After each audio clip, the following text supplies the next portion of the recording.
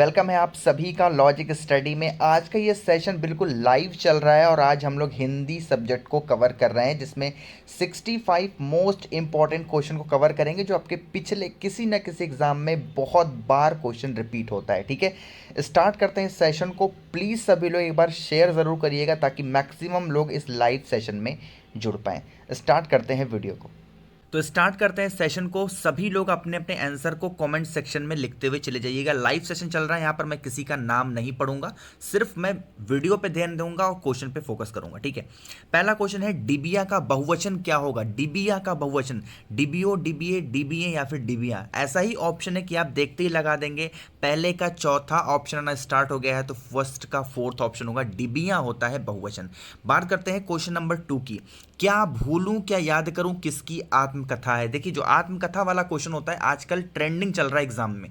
कम से कम 2 से 3 क्वेश्चन आपको साहित्य के मिलने ही मिलने फिक्स हैं, कोई सा भी हिंदी का आप एग्जाम देने जा रहे हो तो। ठीक है, क्या भूलूं क्या याद करूं, बताए भाई। क्वेश्चन नंबर 2 का करेक्ट ऑप्शन क्या होगा। बिल्कुल सही, हरिवंश राय बच्चन इसका सही होगा। B option is the correct option. आगे बढ़ रहे हैं क्वेश्चन नंबर 3 पे। मैं जल्दी जल्दी चलूंगा क्योंकि मैं कभी भी किसी भी वीडियो में आप लोग का टाइम वेस्ट करना नहीं चाहता। निम्नलिखित में से कौन सा वाक्य शुद्ध है। जल्दी से ऑप्शन को पढ़ें ध्यान से। कौन सा वाक्य शुद्ध है जल्दी से बताना है 10 सेकंड में। उसने कमाई का अधिकांश भाग गंवा दिया। आपको एक छोटा सा ट्रिक बताता हूं। जब अधिकांश लिखा ही गया है तो क्या जरूरत है उसके साथ भाग लिखने की।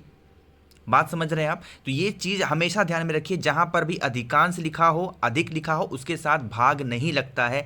3 ऑप्शन आपको ऐसे दिख रहे हैं, पहला ऑप्शन, तीसरा ऑप्शन और चौथा ऑप्शन, जहां पर आपको अधिकांश के साथ भाग लिखा हुआ मिल रहा है तो ये आपके गलत होंगे। थर्ड का जो हमारा बी ऑप्शन होगा, उसने अपनी कमाई का अधिकांश गंवा दिया, यही इसका करेक्ट ऑप्शन होगा। बढ़ रहे हैं क्वेश्चन नंबर 4 पे। सभी लोग अपने अपने आंसर कमेंट सेक्शन में लिखते जाएंगे।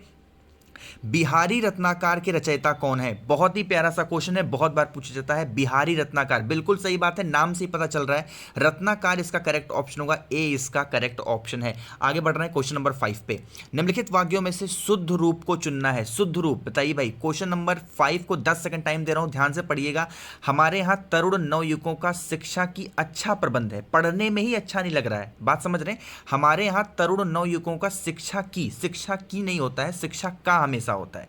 2 ही ऑप्शन में आपको शिक्षा का दिख रहा है, एक तो बी ऑप्शन, एक तो सी ऑप्शन। तो चौथा भी हमने काट दिया, पहला काट दिया। पढ़ते हैं question number B, option B. हमारे यहाँ नवयुवकों की शिक्षा का अच्छा प्रबंध है, बिल्कुल सही यहाँ पर लिखा हुआ है तो बी ऑप्शन इसका हमारा करेक्ट ऑप्शन होगा। काफी लोग यहाँ पर करेक्ट आंसर कर रहे हैं, बिल्कुल सही है। क्वेश्चन नंबर 6 देखो, लाइव सेशन की बात यहाँ पर कमेंट सेक्शन में काफी लोग कर रहे हैं। लाइव सेशन नहीं चलता है, वो तो आज मैंने ऐसे ही मेरा मूड हुआ तो मैंने सोचा लाइव सेशन चला देते हैं। ठीक है, क्वेश्चन नंबर 6, दूसरी परंपरा की खोज नामक कृति के लेखक कौन है। दूसरी परंपरा यूपी टेट 2016 में आया वो क्वेश्चन है, बताओ भाई।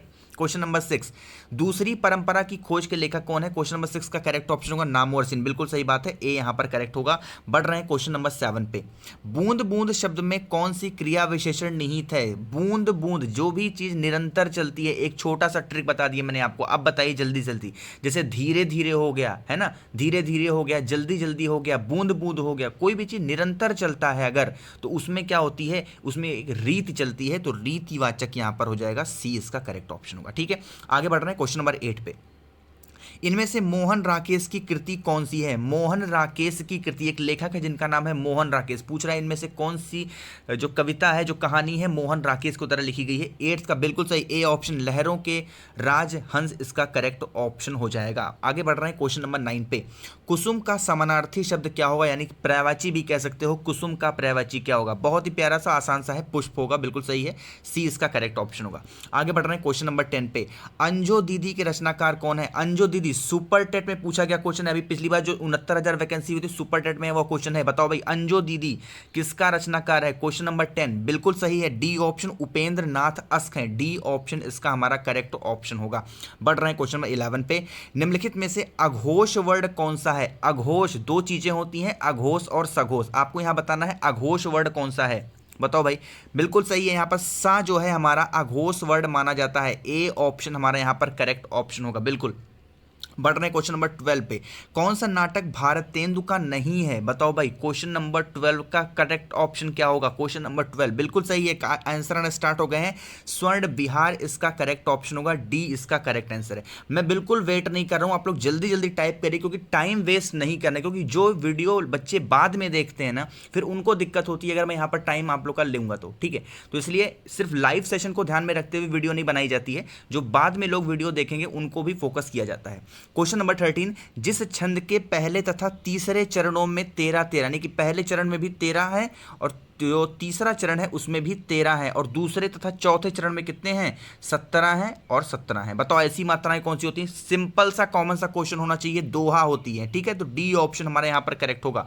आगे बढ़े, क्वेश्चन नंबर 14 है कि निश्चयवाचक सर्वनाम कौन सा है? निश्चयवाचक का मतलब जो भी चीज बिल्कुल निश्चित हो। ऑप्शन देखें आप, पहला ऑप्शन है कौन, ये क्या है आपका? ये आपका होता है प्रश्नवाचक सर्वनाम। बी ऑप्शन यह, बिल्कुल यही हमारा होगा निश्चयवाचक। अगर हम सी ऑप्शन देखते हैं, क्या ये भी आपका प्रश्नवाचक होगा? और कुछ देखते हैं तो ये अनिश्चयवाचक है। तो निश्चयवाचक सर्वनाम कौन सा होगा? बी ऑप्शन यह यहाँ पर सही होगा। क्वेश्चन नंबर 15, सर्वनाम के कितने प्रकार होते हैं? क्वेश्चन नंबर 15, सर्वनाम के कितने प्रकार होते हैं? ये आपके 6 प्रकार होते हैं सर्वनाम के। आगे बढ़ रहे हैं, क्वेश्चन नंबर 16, बताओ भाई सभी लोग आंसर करिएगा। निम्नलिखित में से कौन सा शब्द व्यक्तिवाचक संज्ञा है? नाम से ही पता चल रहा है, अगर किसी व्यक्ति का नाम आ रहा है तो वो व्यक्तिवाचक संज्ञा होगा। क्वेश्चन नंबर 16 का बताओ भाई, आम क्या किसी का नाम होता है? कभी सुना है किसी का नाम आम? ये तो गलत हो गया। पहाड़ क्या किसी का नाम सुना है? नहीं होता। गाय का किसी का नाम सुना है? नहीं होता। लेकिन किसी व्यक्ति का नाम क्या होता है? यमुना हो सकता है। तो बिल्कुल सही बात है, डी ऑप्शन 16 का यहाँ पर करेक्ट ऑप्शन होगा। बढ़ रहे हैं आगे, क्वेश्चन नंबर 17 पे। गोस्वामी जी ने रामचरितमानस की रचना की, इस वाक्य में कौन सी संज्ञा निहित है? बताओ भाई, क्वेश्चन नंबर 17 का करेक्ट ऑप्शन क्या होगा? गोस्वामी जी ने रामचरितमानस की रचना की, इसमें सिर्फ सीधा सीधा नाम की ही बात की जा रही है, सीधा सीधा। चाहे आप गोस्वामी जी की बात करें, चाहे आप रामचरितमानस की बात करें, तो इसमें कुछ सोचना ही नहीं है, सीधा व्यक्तिवाचक संज्ञा यहाँ पर हमारा करेक्ट ऑप्शन होगा, ठीक है। आगे बढ़ें, क्वेश्चन नंबर 18, समूहवाचक संज्ञा की पहचान करें। देखो घी, तो घी क्या किसी समूह में है? जी नहीं। नदी क्या किसी समूह में है? बिल्कुल नहीं। राम किसी समूह में है? बिल्कुल भी नहीं। लेकिन अगर टीम की हम बात करें, अगर मैं कहूँ मेरी टीम, तो टीम से मतलब ही हो जा रहा है कि भैया एक से ज़्यादा लोग उस टीम में हैं, तभी उसका नाम टीम है, वरना अगर अकेला व्यक्ति होता तो उसको अकेला ही काउंट करते। यहाँ पर टीम हमारा करेक्ट ऑप्शन होगा, ठीक है। बढ़े क्वेश्चन नंबर 19 पे, किस समास में दोनों पद प्रधान होते हैं? बहुत प्यारा क्वेश्चन, बहुत बार पूछा जाता है। द्विगु समास में क्या होता है भैया? पहला वाक्य क्या होता है? संख्यावाचक होता है, तो ये तो हमारा होगा नहीं। तत्पुरुष समास भी नहीं होगा, ठीक है। सी ऑप्शन आपको दिख रहा है बहुब्रीहि समास, इसमें किसी तीसरे की तरफ संकेत करते हैं, तो ये भी नहीं होगा। एक ही ऑप्शन बचता है आपका द्वंद्व समास, तो यहाँ पर डी ऑप्शन हमारा यहाँ पर करेक्ट ऑप्शन हो जाएगा। दोनों पद प्रधान होते हैं। एग्जाम्पल आपको ले लूँ, जैसे कि पाप पुण्य है ना, माता पिता, ये सब क्या है? द्वंद्व जो समास होता है उसके उदाहरण होते हैं। आगे बढ़ें, क्वेश्चन नंबर 20, पृथ्वीराज रासो किसकी रचना है? बताएं भाई, क्वेश्चन नंबर 20 का करेक्ट ऑप्शन क्या होगा? पृथ्वीराज रासो किसकी रचना है? ये चंद्र बदाई, बिल्कुल सही बात है, बी ऑप्शन हमारे यहाँ पर करेक्ट होगा। आगे बढ़ रहे हैं क्वेश्चन नंबर 21 पे, रक्षाबंधन, बहुत बार मोस्ट रिपीटेड क्वेश्चन है आपके एग्जाम के लिए, बहुत बार पूछा गया। रक्षाबंधन नाटक के रचयिता कौन है? क्वेश्चन नंबर 21 का करेक्ट ऑप्शन बताओ भाई, ये कौन है? बिल्कुल सही, हरि कृष्ण प्रेमी साहब है, तो बी ऑप्शन हमारे यहाँ पर करेक्ट होगा। आप लोग जो भी कमेंट कर रहे हैं मुझे यहाँ पर दिख नहीं रहा है, मैं आपको बताऊँ, तो इसीलिए नाम सिर्फ जो भी आप लिख रहे हैं ऑप्शन मुझे दिख रहे हैं, आपके नाम शो नहीं हो रहे हैं। थोड़ी सी लाइव चैट में दिक्कत है, इसलिए नाम नहीं पढ़ पा रहा हूँ, इसीलिए मैं लाइव सेशन में नहीं लेता हूँ, ठीक है। क्वेश्चन नंबर 22, प्रतिमान, बताओ भाई प्रतिमान कौन सा समास है? प्रतिमान, किसी भी नाम के आगे अगर आपका प्रति लग जाए, जैसे प्रत्येक हो गया, ठीक है, यथा संभव, यथा हो गया, तो ऐसे सारे शब्द जब लग जाते हैं तो कौन सा होता है? ये अव्ययभाव समास होता है, बी ऑप्शन हमारा करेक्ट होगा। क्वेश्चन नंबर 23, इदन मम किसकी रचना है? इदन मम किसकी रचना है? इदन मम किसकी रचना है? बताओ भाई, बिल्कुल सही, मैत्रेयी पुष्पा की रचना है, बी ऑप्शन हमारा यहाँ पर करेक्ट ऑप्शन होगा। बढ़ रहे हैं क्वेश्चन नंबर 24 पे, बहुत प्यारा क्वेश्चन आ गया है। बनारसी में कौन सा विशेषण है? बनारसी, मैं कह दूं बनारसी पान, एक मिनट, मैं कह दूं बनारसी पान, तो आप कहोगे सर पान क्या है? पान तो आपका संज्ञा है, और मैं कह दूं बनारसी पान, यानी कि इस पान की कौन विशेषता बता रहा है? बनारसी, यानी कि पान कैसा है? बनारसी, तो कौन सा होगा?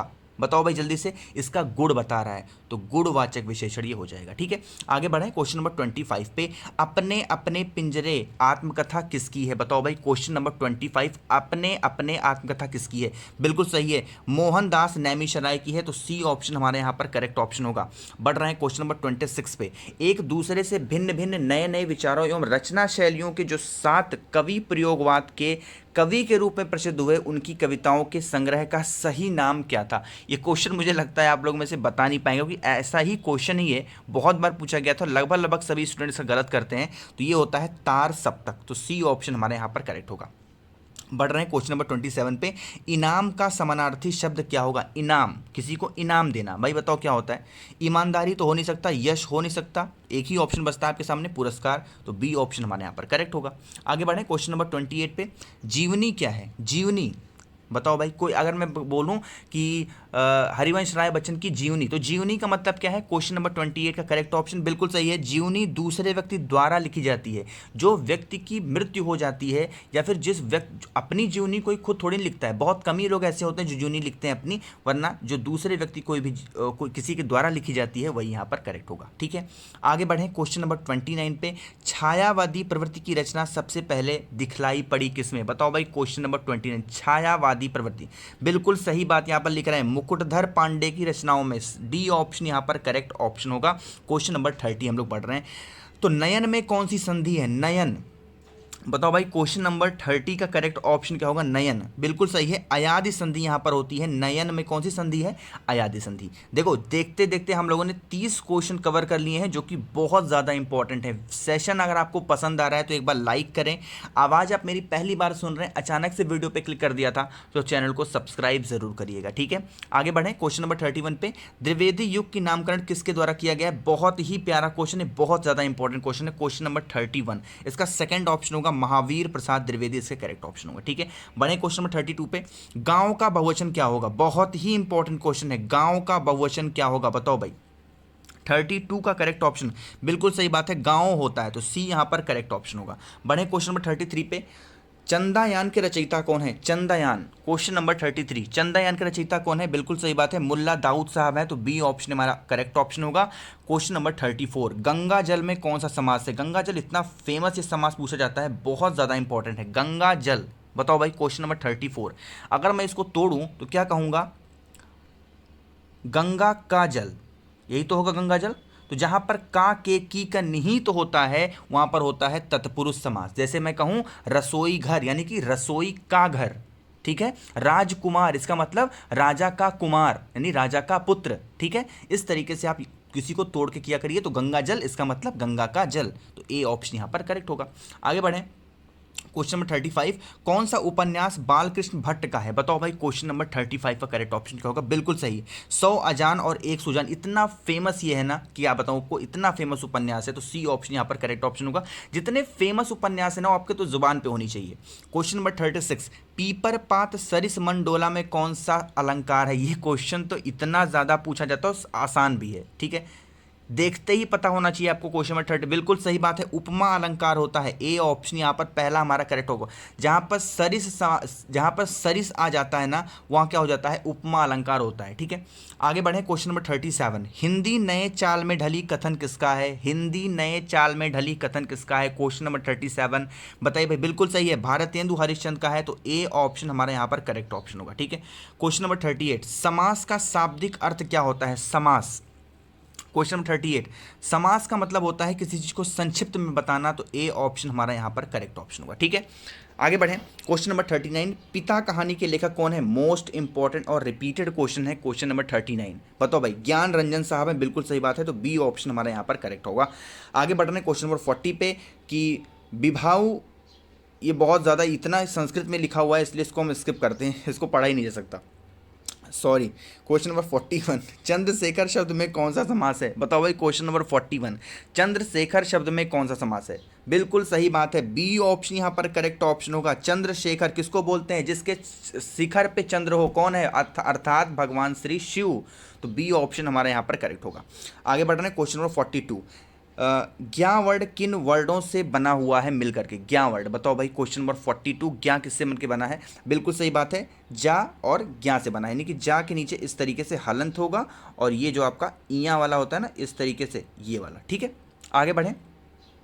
आवारा मसीहा के लेखक कौन है बताओ भाई? क्वेश्चन नंबर 43, आवारा मसीहा के लेखक कौन है? बिल्कुल सही है, विष्णु प्रभाकर साहब हैं। बी ऑप्शन हमारा यहाँ पर करेक्ट होगा। आगे बढ़ रहे हैं क्वेश्चन नंबर 44 पे कि सदैव शब्द में कौन सी संधि है? सदैव, सदा धन एव, बताओ भाई। क्वेश्चन नंबर 44, बिल्कुल सही बात है, वृद्धि संधि है। डी ऑप्शन यहाँ पर हमारा करेक्ट ऑप्शन होगा। आगे बढ़े क्वेश्चन नंबर 45 पे कवि केशवनाथ की कौन सी कृति अपने वर्ण विषय की अपेक्षा छंदों की विविधता में भटक गई लगती है? सुपर टेट में आया हुआ क्वेश्चन है ये, जो आपकी 69,000 वैकेंसी हुई थी उससे इस क्वेश्चन को लिया मैंने। बताओ भाई क्वेश्चन नंबर 45, बिल्कुल सी ऑप्शन होगा, रामचंद्रिका इसका करेक्ट ऑप्शन होगा। ऐसे सारे क्वेश्चन को बहुत सारे लोग रट लेते हैं क्योंकि ये क्वेश्चन ऐसे होते हैं, रिपीट होते हैं। क्वेश्चन नंबर 46, स्वेच्छा, बताओ भाई इसका सही संधि विच्छेद क्या होगा? क्वेश्चन नंबर 46, स्वेच्छा यानी कि स्व मतलब सुइच्छा, खुद से की गई इच्छा, तो ए ऑप्शन यहां पर हमारा करेक्ट होगा। आगे बढ़े क्वेश्चन नंबर 47 पे, गोदान उपन्यास की कथा वस्तु की कसावट में क्या कमी आई थी? अब इतना बड़ा ऑप्शन है, मैं अगर रुकूंगा तो बहुत ज़्यादा टाइम वेस्ट होगा, तो मैं आपको डायरेक्टली बता दे रहा हूँ 47 का जो करेक्ट ऑप्शन है वो है ऑप्शन नंबर 2, यानी कि शहरी और ग्रामीण पृष्ठभूमि को दो विस्तृत और लगभग विरोधी वातावरण में समेट लेने से इसमें ये चीज़ की कमी आई है। ठीक है, आगे बढ़ें क्वेश्चन नंबर 48 पे कि लोक मंगल की भावना का सर्वश्रेष्ठ कवि इनमें से कौन है? लोक मंगल की भावना का, बताओ भाई। क्वेश्चन नंबर 48, बिल्कुल बी ऑप्शन होगा, गोस्वामी तुलसीदास साहब, तो बी ऑप्शन यहां पर करेक्ट होगा। क्वेश्चन नंबर 49, उल्लास शब्द का सही विशेष क्या होगा? उल्लास, बताओ भाई। उल्लास 49 का, इसको तो सभी लोग बता ही सकते हो। क्वेश्चन नंबर 49 बिल्कुल सही, उत धन लास होता है, उत इस तरीके से लिखा जाएगा, इसके नीचे हलंत लगेगा। ठीक है, तो यही हमारा करेक्ट होगा। क्वेश्चन नंबर 50 है कि मनोहर शब्द में कौन सी संधि है? मनोहर, मनोह, मैं फिर से बोल रहा हूँ, मनोह ऐसे लिखा जाता है, मनोह, बिल्कुल सही, विसर्ग संधि होगा। मैंने इतना बोल ही दिया कि आप समझ ही जाओगे। क्वेश्चन नंबर 51, लेकिन उससे पहले वीडियो को अभी तक लाइक नहीं किया तो लाइक करें। आवाज़ आप मेरी पहली बार सुन रहे हैं, अचानक से वीडियो पे क्लिक किया है तो चैनल को सब्सक्राइब करिएगा। बहुत ज़रूरत है आपके प्यार की, आपके सपोर्ट की, मेहनत लगती है ऐसी वीडियोज़ को बनाने में। ठीक है, क्वेश्चन नंबर 51, प्रेम सागर किसकी रचना है? बताओ भाई। क्वेश्चन नंबर 51, बहुत सही, बहुत अच्छा रिप्लाई आ रहा है यहाँ पर। बी ऑप्शन होगा, लल्लू लाल जी इसका सही ऑप्शन होगा, बिल्कुल सही है। क्वेश्चन नंबर 52, क्वेश्चन नंबर 52 बताओ भाई, प्रत्यत्र के आधार पर ला किस प्रकार की ध्वनि है? बताओ। क्वेश्चन नंबर 52, बिल्कुल बिल्कुल सही बात है, पार्श्विक धन मानी जाती है, पार्श्विक मानी जाती है, तो यहां पर डी ऑप्शन करेक्ट ऑप्शन होगा। सी ऑप्शन आपको एक चीज दिख रहा होगा, प्राकंपित, प्राकंपित बहुत बार पूछा गया है, मैं बता दूं प्राकंपित जो वर्ड होता है वो होता है रा। जैसे आप बोल के देखो रर, ऐसे होता है ना रर, तो एक कंपन हो रहा है ना हमारे जीभ के साथ, तो इसीलिए इसको प्राकंपित वर्ड बोलते हैं। ठीक है, आगे बढ़े क्वेश्चन नंबर 53, काशी नगरी प्रचारणी सभा की स्थापना किस वर्ष हुई थी? काशी नगरी, बताओ भाई। क्वेश्चन नंबर 53, बिल्कुल सही, 1893 में है, बी ऑप्शन इसका करेक्ट ऑप्शन हो। काफी लोगों को क्वेश्चन रटे हुए हैं। क्वेश्चन नंबर 54, निम्नलिखित में से संयुक्त व्यंजन कौन सा है? संयुक्त व्यंजन जो दो व्यंजनों से मिल करके बना है वही होता है संयुक्त व्यंजन। 54 का बिल्कुल, अभी मैंने आपको बताया था ज्ञा किससे बन के बना है, ये जा में नीचे हलंत और ये वाला जो इया लगता है ये वाला, इससे मिल के बना हुआ है ज्ञा। ठीक है, तो इसीलिए हमारा संयुक्त व्यंजन होगा। क्वेश्चन नंबर 55, चिंतामणि किसका निबंध संग्रह है? चिंतामणि, बताओ भाई। ये तो बहुत बार पूछा गया है और ये बहुत फेमस है, रामचंद्र शुक्ल का है, बहुत सही, बी ऑप्शन यहां पर हमारा करेक्ट ऑप्शन होगा। काल के कितने भेद होते हैं? इसको ना पता हो तो फिर पढ़ाई लिखाई तो हम लोग को छोड़ देनी चाहिए। बताओ भाई, काल के कितने भेद होते हैं? ये होते हैं 3 भेद होते हैं। 56 का हमारा बी ऑप्शन हमारा करेक्ट ऑप्शन होगा, वर्तमान काल, भविष्य काल और भूतकाल।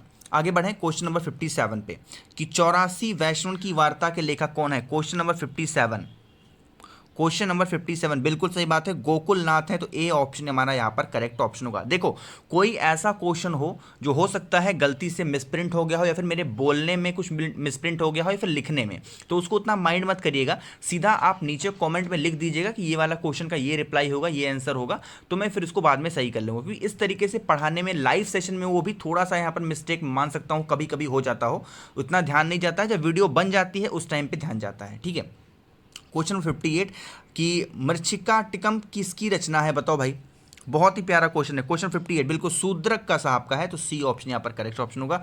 आगे बढ़ रहे हैं क्वेश्चन 59 पे, अर्धनारीश्वर नाम उपन्यास के रचयिता कौन है? अर्धनारीश्वर, बताओ भाई।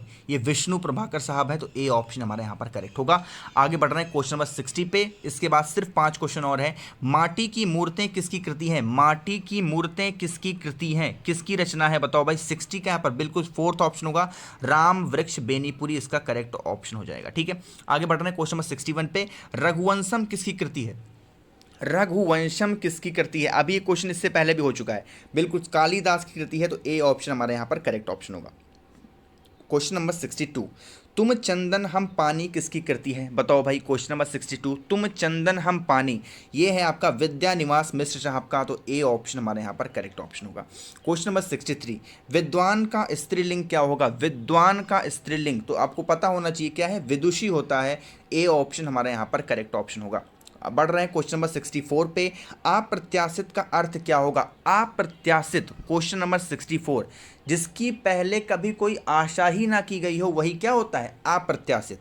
तो बी ऑप्शन हमारा यहाँ पर करेक्ट ऑप्शन होगा। और आज के सेशन का हमारा ये लास्ट क्वेश्चन है, क्वेश्चन नंबर 65, कि कलम का सिपाही किसने लिखी है? और ये आपके लिए क्या होगा? यह होगा आपके लिए होमवर्क, कलम का सिपाही किसने लिखी है। अगर आपको पता है तो नीचे कमेंट में ज़रूर बताइएगा। तो सेशन हमारा खत्म हो चुका है। अगर आपको वीडियो पसंद आई है तो लाइक करें, आवाज़ आप पहली बार सुन रहे हैं चैनल को सब्सक्राइब करिएगा। कोई भी डाउट अगर आपको होता है नीचे कमेंट में ज़रूर लिखें। और हाँ, अगर आपको इसकी पीडीएफ चाहिए तो इसकी पीडीएफ के लिए भी मैंने आप सभी के लिए बना रखा है। तो आप टेलीग्राम पे आप मुझसे @pdf_पढ़ो लिखेंगे तो सीधा आप हमारे टेलीग्राम पेज पे पहुंच जाएंगे। या फिर अगर आपको पीडीएफ चाहिए इंस्टाग्राम पे तो आप मुझे इंस्टाग्राम पे फॉलो करें @rishabh.shri, वहाँ पर भी मैं आपको ज़रूर मिलूंगा। तो थैंक यू सो मच आप सभी को वीडियो में जुड़ने के लिए, लाइव सेशन में जुड़ने के लिए। Thank you so much for watching this video.